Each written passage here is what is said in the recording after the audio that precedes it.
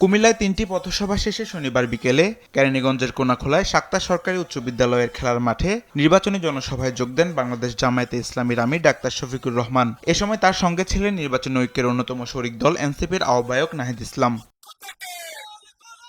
মঞ্চে উপস্থিত ছিলেন ১১ দলীয় নির্বাচনী ঐক্য জোটের ঢাকা ১, ২, ৩ এবং ১৯ ও ২০ আসনের মনোনীত প্রার্থীরা। ডাক্তার শফিকুর রহমানের আগমন ঘিরে কানায় কানায় পূর্ণ হয়ে ওঠে জনসভাস্থল। এ সময় ১২ ফেব্রুয়ারি সবাইকে ঐক্যবদ্ধভাবে কাজ করার আহ্বান জানান এনসিপি আহ্বায়ক।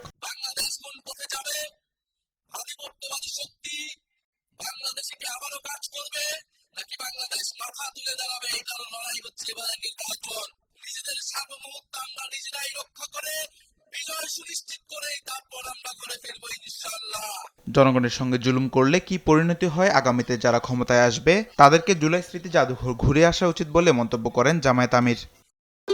ভবিষ্যৎ হোক নিরাপদ, বিনিয়োগ হোক বিশ্বস্ত, আর আমার পছন্দ সল্ট বে। ওয়েলকাম টু সল্ট বে।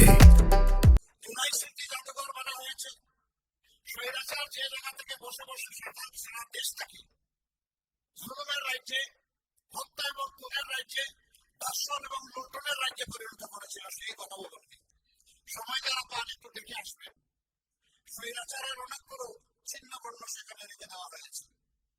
এটা আগামী বিশেষ করে যারা দেশ করবে তাদেরকে এটা দেখে এখান থেকে শিক্ষা দেওয়া উচিত। বলেন, ক্ষমতায় যাওয়ার সুযোগ পেলে যুব সমাজের হাতে বেকার ভাতা নয়, সম্মানের কাজ তুলে দেওয়া হবে। বেকার ভাতা যারা দিতে চান, প্রকৃতপক্ষে আমাদের যুব সমাজকে তারা অপমানিত করতে চান।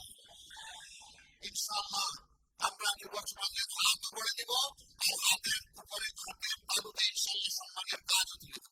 দুর্নীতি ও চাঁদাবাজি মুক্ত দেশ গঠনে ১১ দলীয় ঐক্য জোটের প্রার্থীদের ভোট দেওয়ার আহ্বানও জানান ডাক্তার শফিকুর রহমান।